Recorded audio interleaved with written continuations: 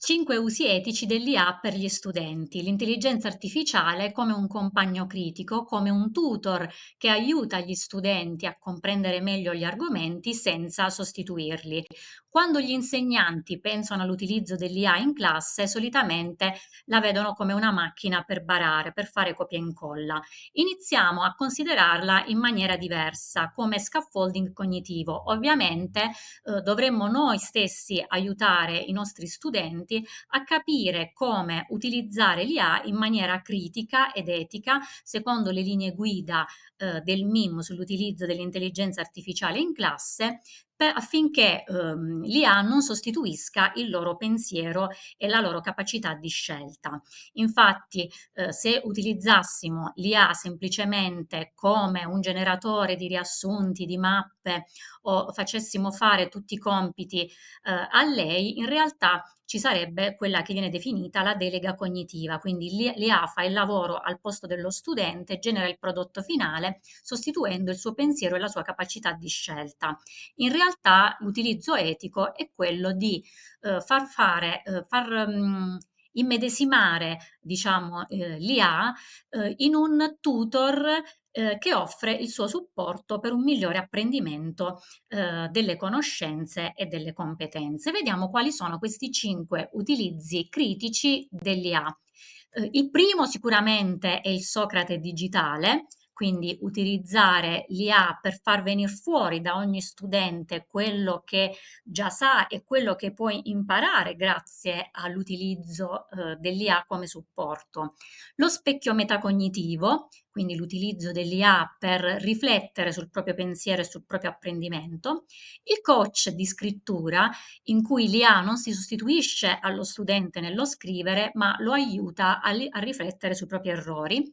Il tutor adattivo per praticare in base a quelle che sono le proprie capacità e rendere i contenuti più accessibili e infine un costruttore di connessioni fra le diverse discipline.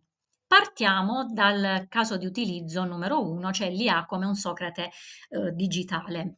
Secondo Vygotsky, l'apprendimento avviene in quella che è definita la zona di sviluppo prossimale, cioè quella zona tra ciò che lo studente sa fare e ciò che non sa fare, ma che potrebbe fare grazie a un supporto. Questo supporto può essere proprio fornito dall'IA che si colloca proprio nella zona di sviluppo prossimale dello studente. Come può avvenire questo utilizzo? Attraverso la pratica. Il prompt d'oro in questo caso è non darmi mai la risposta, ma guidami solo con domande o indizi indiretti per aiutarmi a trovare la soluzione. Per esempio, può funzionare questo modo di interagire con l'IA nell'analisi letteraria. Per esempio, lo studente sta indagando un testo e chiede all'IA di aiutarlo ad analizzare il testo in tutte le sue componenti senza mai dargli la risposta, ma semplicemente ponendo delle domande affinché arrivi da solo alla soluzione. E quindi l'IA interagirà in questo modo. Possiamo utilizzarlo anche nel problem solving matematico, per esempio. Lo studente propone un approccio e poi l'IA formulerà delle domande in base all'approccio che si decide di utilizzare per la scomposizione di quel problema e per arrivare alla soluzione. Il secondo utilizzo è lo specchio metacognitivo. Diciamo, questo utilizzo è basato sulla teoria della metacognizione di Flavel in particolare. Quindi nel suo approccio teorico Flavel ha suddiviso la metacognizione sostanzialmente in due componenti principali. La conoscenza metacognitiva, cioè l'insieme di quelle informazioni e delle consapevolezze che un individuo ha accumulato sui propri processi cognitivi e si articola, diciamo, questa conoscenza metacognitiva in diversi elementi che sono le variabili del soggetto, quindi conoscere le proprie capacità, i propri limiti di memoria, il proprio stile di apprendimento, le variabili del compito e quindi riconoscere le caratteristiche, le difficoltà e la natura del lavoro da svolgere e poi le variabili delle strategie, cioè sapere quali strategie sono più efficaci per affrontare quel compito. Il secondo elemento che costituisce, diciamo, la metacognizione è data dalle esperienze metacognitive, cioè i pensieri, le idee, le sensazioni, per esempio la sensazione di non aver compreso bene un testo, che emergono mentre si svolge un'attività cognitiva. Servono quindi a guidare quella che è l'azione e a modificare le strategie in corso d'opera per raggiungere appunto quello che è l'obiettivo. Qual è il principio chiave di questo approccio? È che l'IA offre uno spazio uno ad uno, paziente privo di giudizio, quindi lo studente si sente libero di interagire senza il giudizio di una seconda persona e quindi lo aiuta a identificare le lacune e regolare le strategie di studio. Quindi l'IA aiuta lo studente a capire come sta imparando e cosa non sta funzionando. Quali possono essere, diciamo, gli approcci pratici a quest'utilizzo? Quelle che sono le tecniche di autoriflessione. La tecnica Feynman aumentata. Che cosa diceva Feynman? Praticamente, secondo questa tecnica, che è un potente metodo di apprendimento che si basa sul principio di comprendere un concetto in modo così profondo da poterlo spiegare a un bambino, che cosa si fa? Lo studente tratta o fa in modo che l'IA impersoni appunto un bambino, io ho scritto di 10 anni, ma diciamo un bambino che non ha conoscenza effettiva di quello che noi vogliamo studiare e lo studente deve spiegare all'IA e quindi a questo bambino di 10 anni l'argomento. L'IA risponderà quando non capisce qualcosa e quindi aiuterà lo studente a individuare quelle che sono le lacune. A fine lezione, inoltre, lo studente può scrivere cosa ha capito e cosa lo confonde e utilizzare l'IA per chiarire quelli che sono i suoi dubbi e perché ha commesso quegli errori. Quindi l'IA aiuta anche a analizzare e tipizzare gli errori, quindi aiuta a classificare ciò che si è sbagliato, quindi è stato un errore concettuale, di procedura, di disattenzione e quindi aiuta lo studente a trovare una strategia diversa a seconda del tipo di errore che ha commesso, diciamo. Utilizzo critico ed etico numero 3, il coach di scrittura, cioè lo studente non si fa sostituire dall'IA nella scrittura, ma la utilizza semplicemente come un tutor personalizzato che lo aiuta a rivedere il proprio testo, lo aiuta a capire quali sono i punti deboli e a migliorare. Il principio chiave è quello appunto di non delegare all'IA il proprio pensiero, ma lasciare che lo studente sia sempre lui a scrivere per primo la bozza del testo e poi l'IA commenta e fa le domande e non viceversa. Come si può attuare nella pratica? Il prompt d'oro in questo caso è quello di dire all'IA non riscrivere nulla, leggi il mio testo e segnalami i punti deboli dell'argomentazione, le frasi ambigue, i calchi linguistici, fai solo domande per farmi riflettere. Quindi diamo il compito all'IA non di sostituirci, ma di aiutarci a capire quello che abbiamo scritto e dove abbiamo sbagliato. Questo funziona per qualsiasi tipo di testo.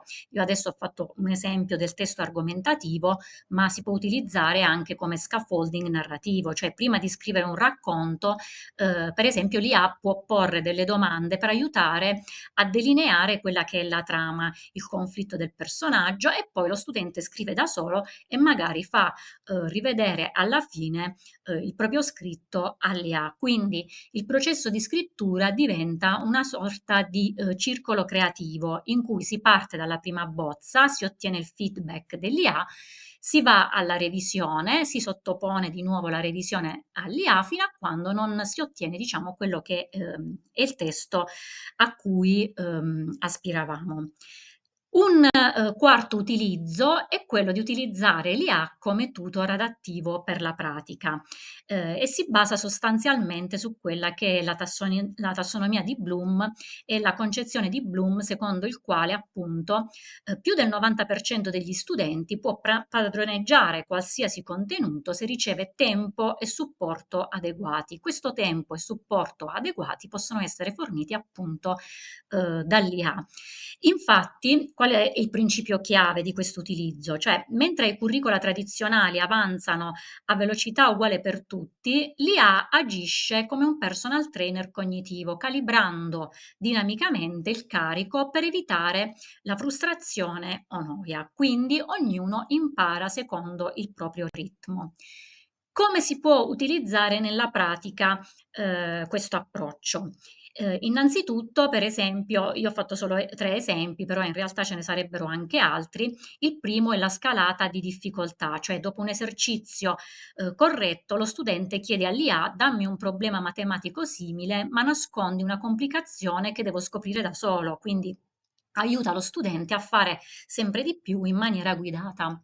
Ripetizione spaziata, per esempio nello studio delle lingue, l'IA genera brevi dialoghi contestuali inserendo specificamente proprio quei vocaboli che lo studente sbaglia più spesso per aiutarlo a esercitarsi.